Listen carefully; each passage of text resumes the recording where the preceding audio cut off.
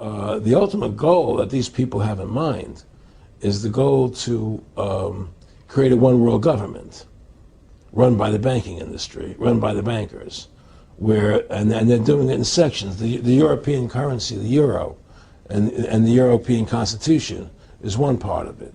Now they're trying to do it in America with the North American Union, right? And they want to create a new currency called the Amero, right? And the whole agenda is to create a one world government where everybody has an RFID chip implanted in them. All money is to be in those chips, right? There'll be no more cash. And this is given me straight from Rockefeller himself. This is what they want to accomplish. And all money will be in your chips.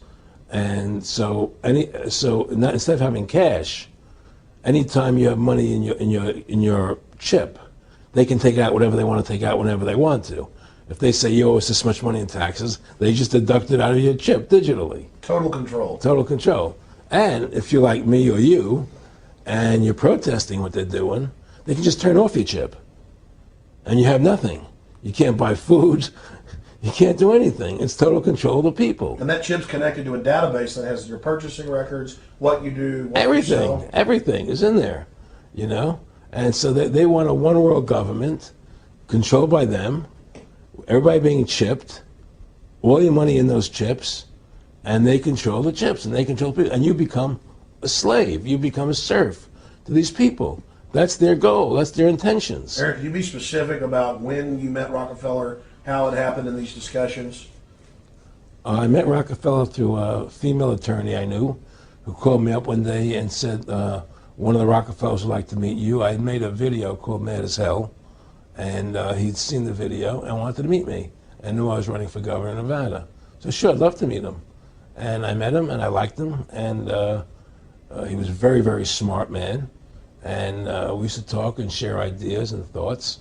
And he's the one who told me 11 months before 9/11 ever happened that there was going to be an event. Never told me what the event was going to be, but there was going to be an event. And out of that event, we were going to invade Afghanistan to run pipelines from the Caspian Sea. We were going to invade Iraq, you know, to take over the oil fields, establish a base in the Middle East, and make it all part of the New World Order. And we'd go after Chavez in Venezuela. And sure enough, later 9/11 happened. And I remember he was telling me how how you're going to see soldiers looking in caves for people in Afghanistan and Pakistan and all these places. And there's going to be this war on terror, which is no real enemy. And the whole thing is a giant hoax, you know, but it's a way for the government to take over the American people. He told you it was going to be a hoax. Oh, yeah. Oh, yeah. There's no question. He says, there's going to be war on terror. And he's just laughing. There's no... Who are we fighting? I mean, why do you think 9/11 happened and then nothing's happened since then? Do you think that our security is so great here that these people who pulled off 9/11, who were able to, can't knock down another plane? Come on, it's ridiculous. 9/11 was done by people in our own government and our own banking system to perpetuate the fear of the American people into subordinating themselves to anything the government wants them to do. That's what it's about, and to create this war, this endless war on terror. And that's why and that was the first lie. And the next lie was going into Iraq, you know, to get Saddam Hussein out with his weapons of mass destruction. That was the next lie. Now, specifically, this was a little over 6 years ago? This was 11 months before 9/11. Yeah. And Nick Rockefeller, who's a lawyer, he's become your friend over the previous years, and he's saying to you that there's going to be this big event, and then out of that we're going to have a war on terror, and it's just going to go on and on. Right. An endless war on terror without any real enemy.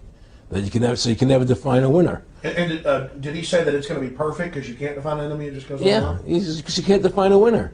There's no one to beat, so it goes on and on forever. And they can do whatever they want. They scare the hell out of the American public.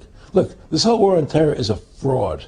It's a farce. It's very difficult to say it out loud because people are intimidated against saying it. Because if you say it, they want to make you into a nutcase. Let's But be the truth has to come out. That's why I'm doing this interview.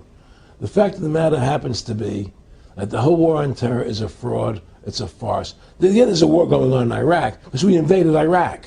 And people over there fighting, But the war on terror, it's a joke, And until we discover what really happened on 9/11 and who was responsible for 9/11, because that's where the war on terror emanates from.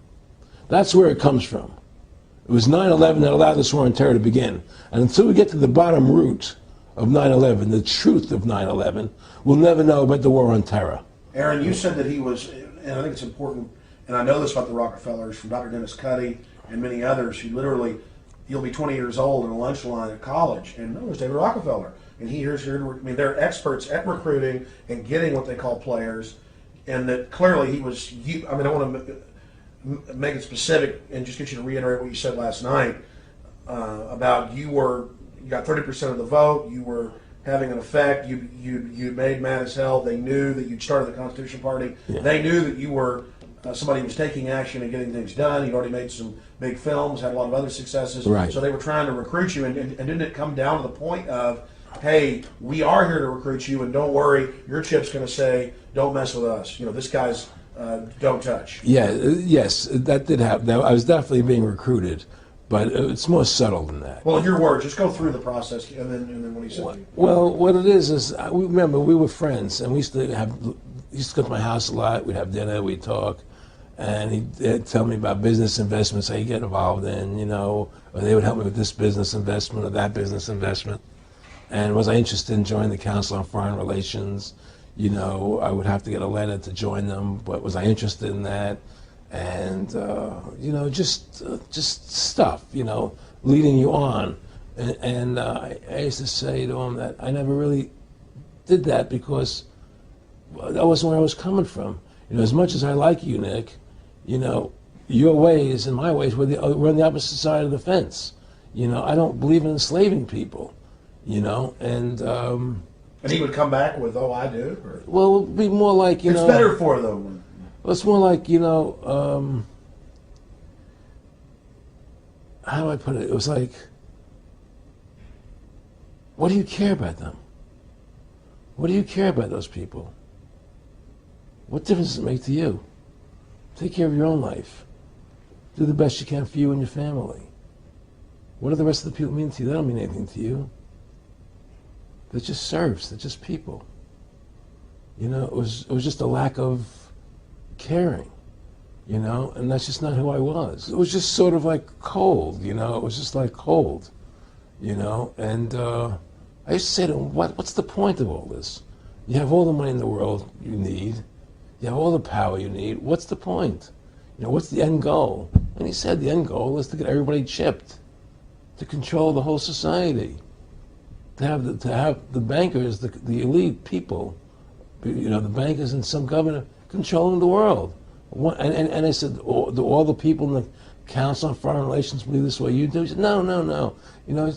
Most of them believe they're doing the right thing. A lot of them believe it's better off being socialistic. We have to convince people that socialism is really capitalism. Because America's becoming a socialist country. It's a communist country today.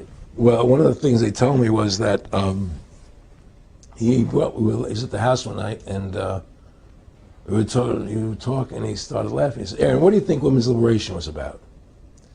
And I said, I had pretty conventional thinking about it at that point. I said, I think it's about women having the right to work, getting equal pay with men, just like they won the right to vote, And he started to laugh. He said, you're an idiot. And I said, why am I an idiot? He said, let me tell you what that was about. We, the Rockefellers, funded that. We funded Women's Lib, And we're the ones who got all over the newspapers and television, the Rockefeller Foundation. He says, and you want to know why? He said, there were two primary reasons. And one reason was we couldn't tax half the population before Women's Lib. And the second reason was, now we get the kids in school at an early age. We can indoctrinate the kids how to think. It breaks up the family. The kids start looking at the state as the family, as the school, as the officials, as their family, not as the parents teaching them.